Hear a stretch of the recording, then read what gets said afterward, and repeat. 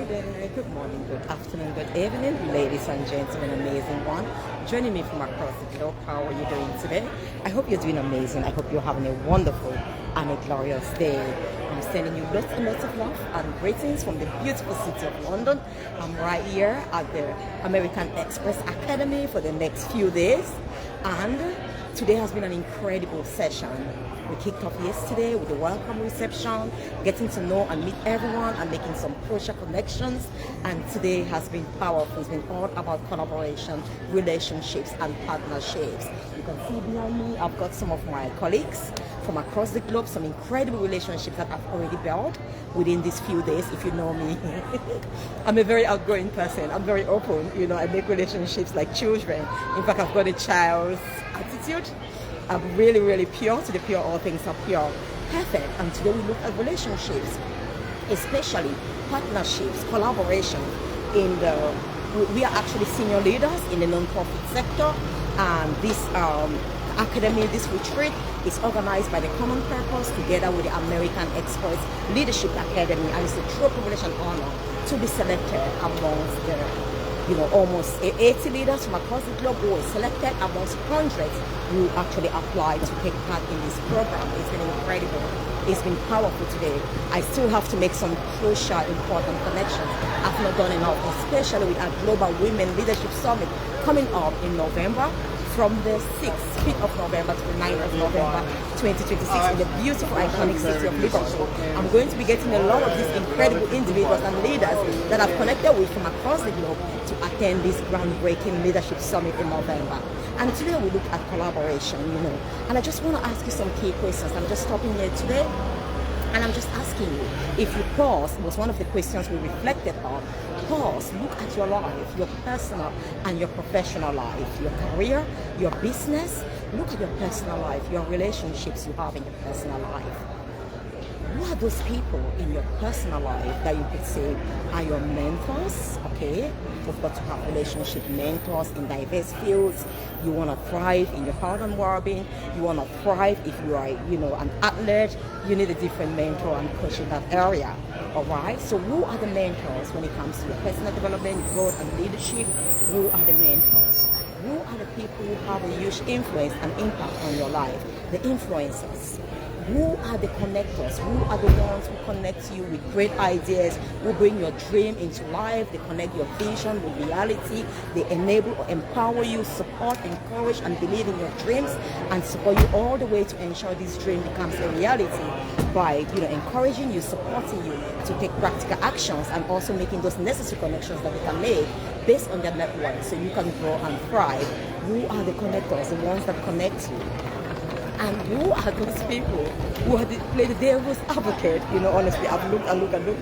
I can't even find anyone like that in my personal circle, because obviously you will not be my friend if your role is to become the devil's advocate. You could say that's quite comfortable, but I don't really think so. It's intentional and deliberate. Especially the people I choose to be friends with. I choose, it's a decision. And I believe my friends choose me as well. It's not by chance. They're intentional. If you have a relationship, someone is your friend, it's purposeful, it's intentional. It's like marriage. I chose my husband. He chose me. It didn't happen by chance. And I was so intentional. Even though sometimes naively we look at certain things in a partner. One of my key top priorities was a tall, handsome guy. Of course, my wonderful husband is tall and handsome. But honestly, knowing what I know now, if I were to go back in time, I will not make those same decisions. I will go for some wonderful, unshakable, grounded values, okay? But thank God, we went through the test of time, my marriage, and it's through the test of time, and we've become better. And really, we keep growing and becoming the best of ourselves as we serve others. We use our challenges to prune ourselves, grow, and become the best version of ourselves, so we may serve other couples and help other relationships to thrive amidst the challenges they face and encounter. So who are those people? Who is your sounding board? In fact, today I was so happy, and maybe Hobby is listening to this. Even in my career, even in my business, my sounding board became my husband. When I look, I thought, he is my sounding board, both in business decisions. When I'm making some key decisions in my business, in my work, he is that sounding board, which is great. And we had these discussions with other incredible leaders.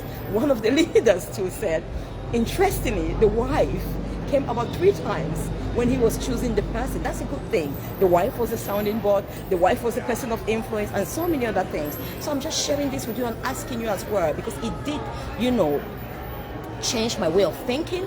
It did stretch me to see that, hey, Sylvia, you've got to be looking. Who are those who are connectors? Are you just having friends for the sake of friendship? Some of us just grew up because we grew up in a certain community. Maybe we grew up from, Cameroon. We went to the same school. We've just become friends because we're childhood friends. But of course, as we grew up, our values kind of like changed. Our focus, our goals, our purposes. And honestly, relationships are destined for different reasons. Some are for a lifetime, some are for a purpose, some are for a season. You don't want to continue with a relationship that's outgrown the season. So for me, honestly, there are so many relationships I had when I was a child, not university, my key friends at university are still my key friends, honestly. But like childhood relationships that are no longer my friends, or even in secondary school, because we all went to the same school, our values are completely different. Some of them, maybe they are married, some of them are not married, they have got different priorities and all of that. So I want you to think about that. Who is the sounding board in your personal relationship? Now let's step into the professional and career one, which honestly like one of the leaders also said, I realized just how few of those people I had, even in my personal life. Yes, but there were some key people like the connectors, my sounding board. Again, in my professional, my personal life is my wonderful darling hobby. So I'm sure you'll be so proud to know that, sweetheart, that you are really my sounding board, okay? But in my career, in my business, I always come back to him because he is so grounded. He is so practical. I'm so passionate. I'm so visionary, so driven that sometimes when I just see the vision, I see the potential in people. I don't think in practical terms. In fact, visionaries are not meant to be practical. They are meant to bring what is not real into reality. So what they have seen in their mind never existed, and their role is to pave that way and create a way and make it become a reality. So they are not realists. They are not practical in most of the cases. They need practical people within their team. Their teams, they need people who are so into details within their teams. I see the bigger picture, I work for it, I need people to put some of the details in place. Perfect. So who are those people that you go to? And one of my colleagues, again, were in a group together.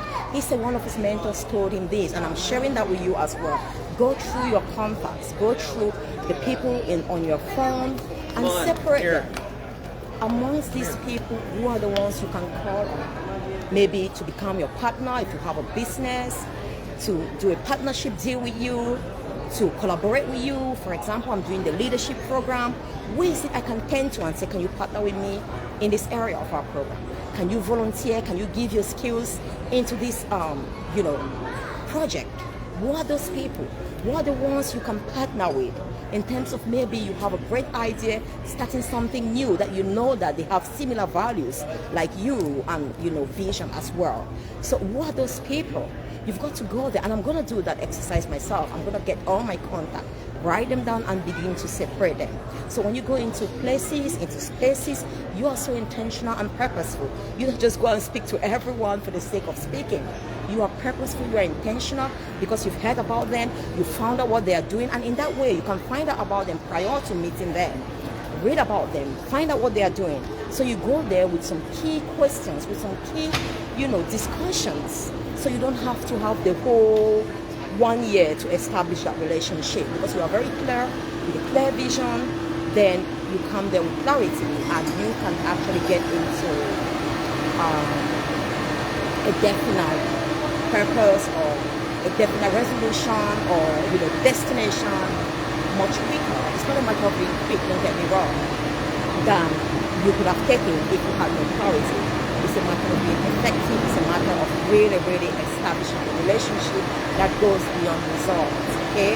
That will stand the test of time. So I hope this really helps you. It's been amazing. It's been powerful. 75 leaders from across the world. Believe me, if you know me, I connect easily. I'm a people's person. I just kind of I'm so open. I might see you for the very first time, and I think that's a gift. That's a gift. And I've made incredible relationships. I've not been privileged to speak to everyone because it's so intense. It's an opportunity for us as leaders to pause, to learn, to grow. Very often we are always giving, we are teaching, we are building people. This is a retreat for us to pause, to grow, to just take care of ourselves, okay? And it's been so intense. That's why you've not seen me. We've not been able to have time. They've kind of like told us to intentionally stay away from work. Don't contact your team. Perfect. I think this evening I'll be sending some emails to my team, finding out how they are going. I'm very, very confident they are doing amazing. So I'm wishing you a wonderful and a glorious evening from the beautiful city of Liverpool. No, not Liverpool. Oh, come on. I'm in London. You take care. I'm just going to show you around to some of my incredible new friends that I have made. I'm just going to go there and they will talk to you as well. Like I'm telling you, I'm a people's person. I'm just coming to these beautiful ladies here. There they are. I'm doing a live. You just want to say hi? I'm talking about building relationships that we've been looking at today. Hello. Do you want to say anything? Just introduce yourself. I'm Matilda, Head of Partnerships at Wembley Stadium Foundation.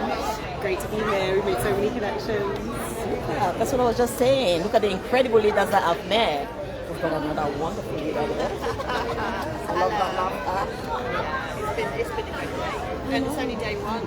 I know. We've got a long way to go, haven't we? Hello. Hello. How are you? I'm running to another event. I'll be back. Good luck. Oh, see you. Thank you so much. See you. I'm Anna. I'm just going to Tommy as well. Stay cool. And you too. Oh, thank you so much. I'm gonna put them up now and spend real time, colleagues in here and not virtually. So thank you. Oh, I'm gonna leave you now. Bye. So I'm just gonna put it off now.